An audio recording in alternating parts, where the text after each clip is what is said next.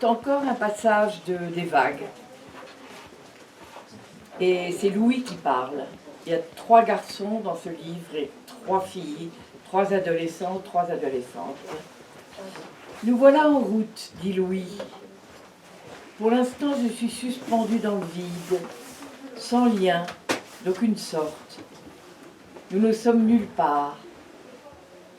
Du fond d'un wagon, nous traversons l'Angleterre.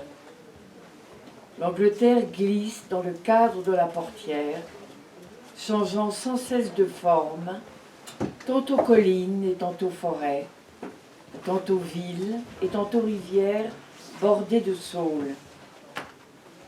Et je ne vois devant moi nulle terre ferme.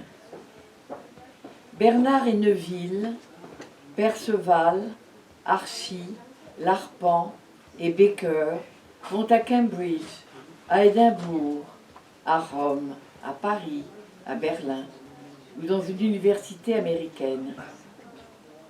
Moi, je m'en vais vaguement dans le vague dessein de gagner de l'argent.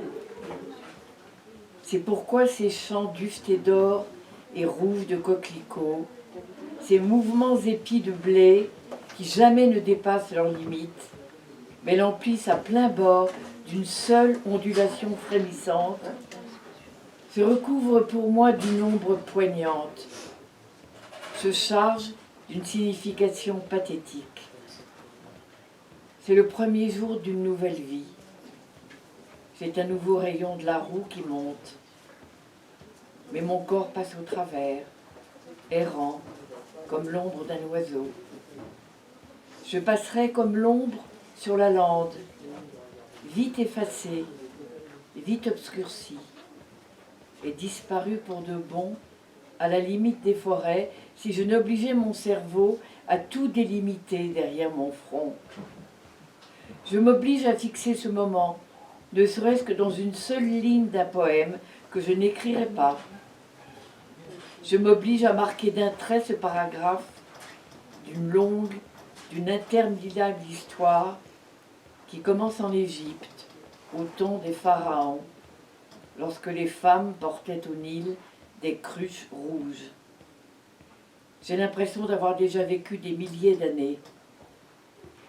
Mais si je ferme les yeux en ce moment, si je ne parviens pas à voir ce raccord entre le présent et le passé, qui consiste en un wagon de 3e classe, où je suis assis au milieu d'écoliers qui retournent chez eux pour les vacances, un moment de l'histoire humaine aura été privé de contemplateurs.